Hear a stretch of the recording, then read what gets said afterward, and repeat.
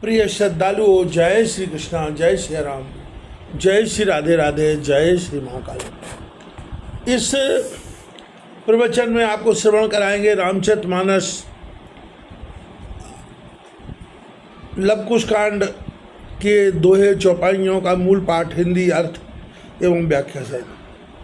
प्रजा आनंद राज्य प्रभु केरे, माना इंद्र कुबेर घनेरे। राजन सवर निवास नंदा, सुखी चकोर शरद लक्षंदा। श्री रामचंद्र जी के राज्य में सब प्रजा आनंद से रहती थी, मानो अनेक इंद्र और कुबेर हैं। सारा रनिवास आनंद से ऐसा हो रहा था जैसे शरद के चंद्र को देखकर चकोर प्रसन्न होता है। जिम शरद चंद्र चकोर देखत, मात प्रभु मुख जो हई।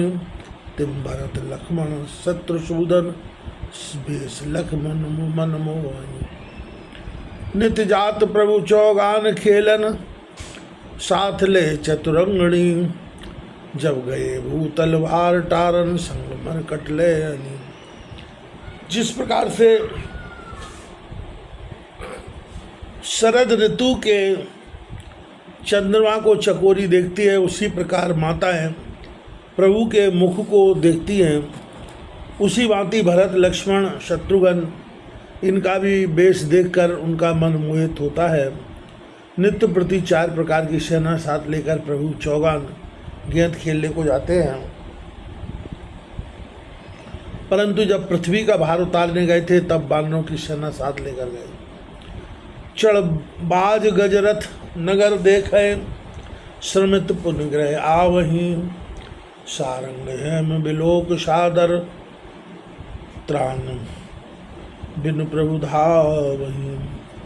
कहूँ कुसुम कंटक अंग लागत, मोर मुख मुस्कावनी। सो शत्रु सन्मुख सही, तीक्ष्ण शक्ति मृपुदावनी। हाथी घोड़े रथ पर चढ़कर नगर देखते हुए जाते हैं और थककर फिर संध्या समय घर आते हैं। और जहाँ पीत रंग का मृग देखते हैं, तत्काल प्रभु वाहन छोड़ उसके सन्मुख धावमान होते हैं और फिरते हुए वन में कहीं जब फूलों के कांटे अंग में लगते हैं तब मुख मोड़कर मुस्काते हैं। अहो, वहाँ तो ऐसी कोमलता, और वहाँ लंका के युद्ध में बैरी के सामने माँ भयंकर शत्रुघातनी तीक्ष्ण शक्ति को विषय लिया। निस्नीत वा शरभूक साधत, बर्थ 14 सारही। सहजात संग ले करत कीड़ा, खेलते खेलते खेलवारही।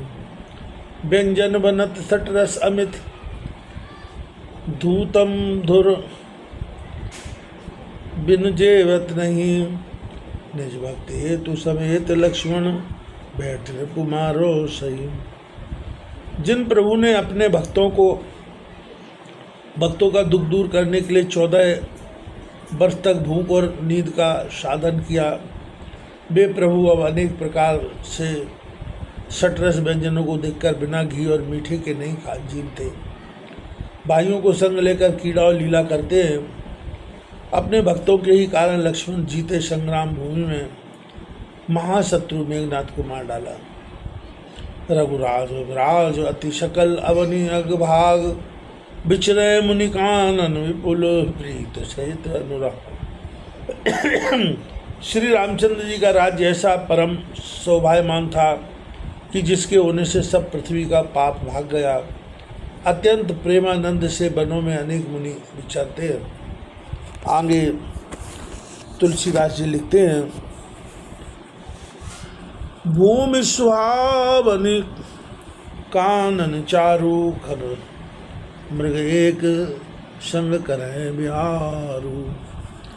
बैर न करिए राम के राजा, रहे बैर बिन सुन खग राजा।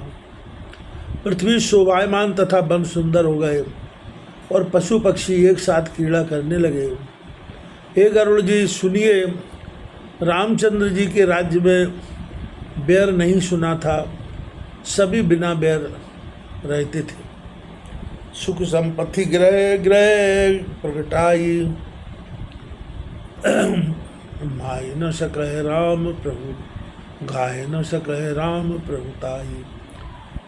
शारद चतुरानन गौरीशा, कोटि कोट अन गिनत अहिषा। घर घर सुख और संपत्ति प्रकट हुई।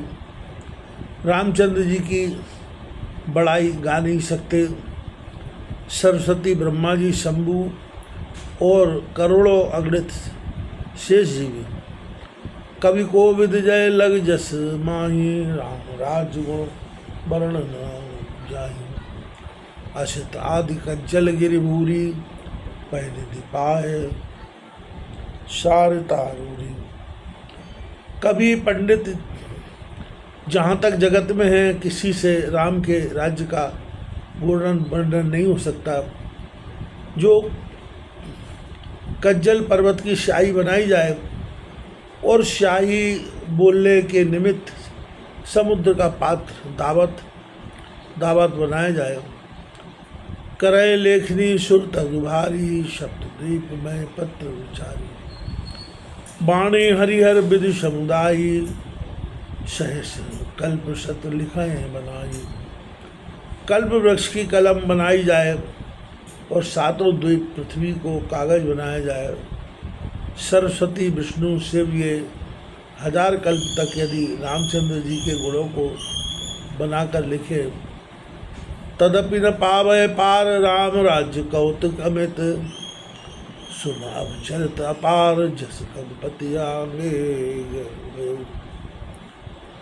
तो भी श्री रामचंद्र जी के राज्य की अपार लीलाओं का पार नहीं पा सकते।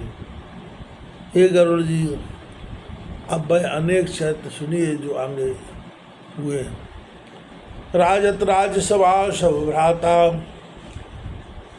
तहारो एक दुज बिल खाता। कटुक कत मुख करत पुकारा, सुबंस पूर्ण संसारा। सब भाई राजसभा में विराजमान है। वहाँ एक ब्राह्मण विलाप करता हुआ आया, मुख से दुर्वचन कहता और पुकार करता हुआ कहने लगा कि संसार में सूर्यवंश डूब गया। रघुदिलीप शिव सगर भुआरा, अमित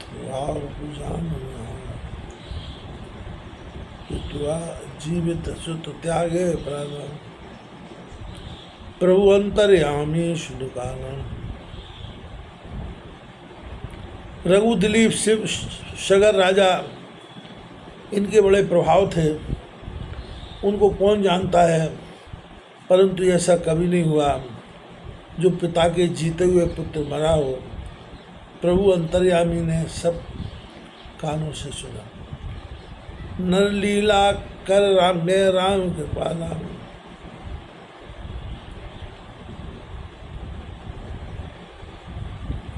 विचार करन तहि काला, कारण गवन मृतक सुत भयु। दुज कह देख विकल प्रभु भयु। कृपा सागर रामचंद्र जी मनुष्य लीला करके उस समय विचार करने लगे, क्या कारण जो इसका पुत्र मर गया। विप्र को देखकर प्रभु व्याकुल हो गए।